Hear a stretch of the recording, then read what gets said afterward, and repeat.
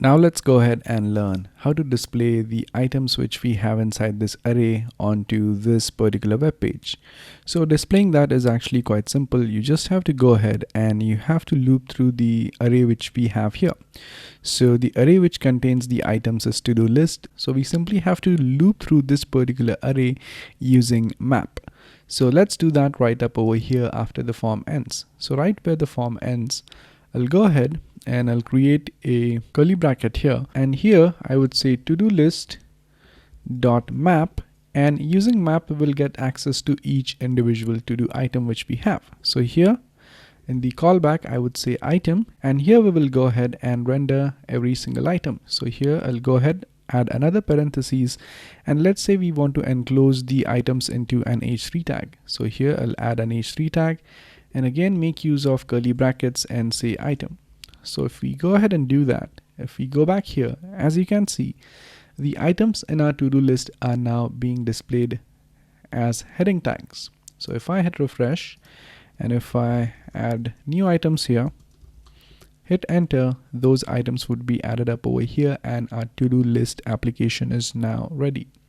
So we have not turned this thing into a complete fully fledged to-do list application, and we are going to be doing that later. This particular application was just to show you guys how to implement the basic concepts which we have learned until now. So during this course, in the upcoming sections, we will be building one more complex to-do list application with all of the functionalities. But for now, just remember that we have built this to understand a couple of concepts. Now there's another thing which you could do here, and that is you could actually go ahead and create a different component altogether for this particular to-do list. So let's say if you have to create a different component for the to-do list, you could actually go ahead and do that. So let's go ahead and let's create a different component to represent each different list item. So I could go inside the components here and create a new file. Let's call it as list item.js, and over here I'll simply create a functional component. So export default function list item and make this thing return a div first, and then what we could do is that we could actually make this thing return the items which are being passed here, and those items are nothing but those items are the items which are being rendered by this particular map.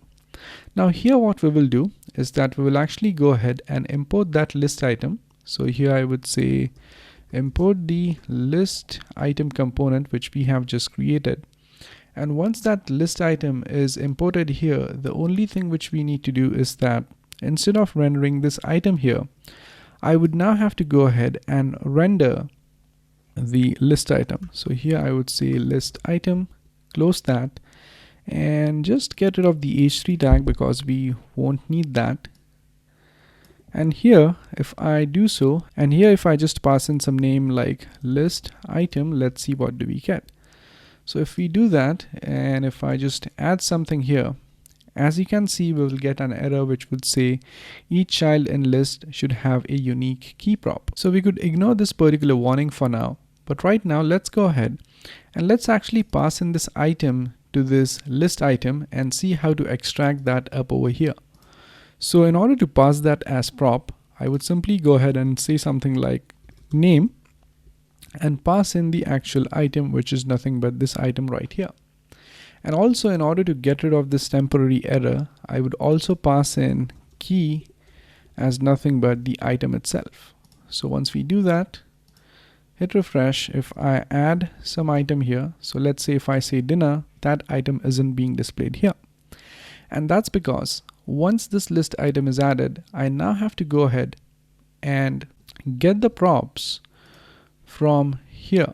And the prop which we have passed here is nothing but item, and that prop is named as name. So here let's make this thing accept props. So I would say props, and inside this div, as I want to accept the name from the props and extract those items, I would say props.name. So if I do that, and if I go back here, as you can see, you'll get the name here. So if I add lunch now, as you can see, lunch would be displayed up over here. And you don't have to pass anything up over here as the children of that particular list item. So even if you do that, even if you just add something, that would be displayed up over here. And there's one more way in which you could extract the props here. So instead of saying props, I could directly destructure the props here. So I could use curly brackets and directly use name here. And I could directly go ahead and instead of saying props.name, I could say name here as well. So if I do that, if I go back here, this would actually work in the same manner.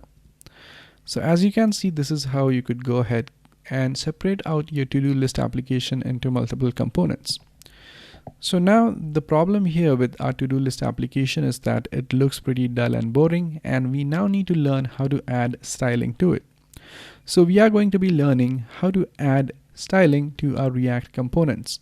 So we are going to learn how to do that in the upcoming lecture. So thank you very much for watching, and I'll see you guys in the next one. Thank you.